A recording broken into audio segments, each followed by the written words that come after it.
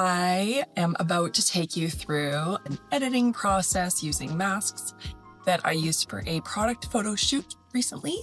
Okay, so we're starting out with a couple of glasses. Back in Lightroom, I've already made some universal adjustments on the color, so we're just going to focus on the masked adjustments. There's a shadowy drawer there that I want to bring a bit more light to, so we're going to reduce the shadows and up the temperature a bit, lower the temperature a bit to some coolness. It was just looking a little yellow with those shadows lifted. Then we're going to go back to those candles. They're looking a bit bright for the scene, bright to my liking. So we're going to choose the radial mask and hover above each of those candles. And then we are going to make some selections and changes to just those candles. So just a little bit lower on the exposure, a little bit lower on the highlights, or a lot lower on the highlights. And we are going to reduce the whites a little bit, and it just kind of blends in there a bit more with the scene that we've got going on. Then that crop is really bugging me. So I am going to center the handle of the drawer on that crop. If you press Shift, everything will stay with your original ratios. And so I've centered the glass and the handle of the drawer. Next, let's do another radial mask. This time we are going to put it on top of the glass and make that the focus. So we're going to invert so the effects happen just around it and they kind of fade into the center.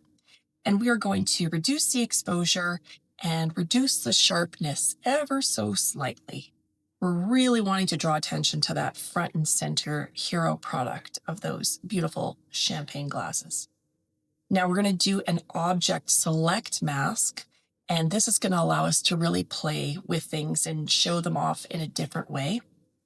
So I'm going to increase the sharpness of the glasses themselves here. And then we are going to increase the texture, and they're starting to really pop off the screen there. Increase the clarity and increase the exposure, but not too much. We don't want the background to be highlighted in an unnatural way. So now that we've got that all sorted out, there's just one last thing to do here. We're going to grab that linear linear mask, and we are going to reduce the exposure. Because the light is coming from the left, it's lit up the background quite a bit. So let's just flatten that a tiny bit. And wow, do those glasses ever pop off the screen now? I love this. I think this is going to be very useful for the boutique that I shot for. And it just kind of helps things stand out in a nice, unique way.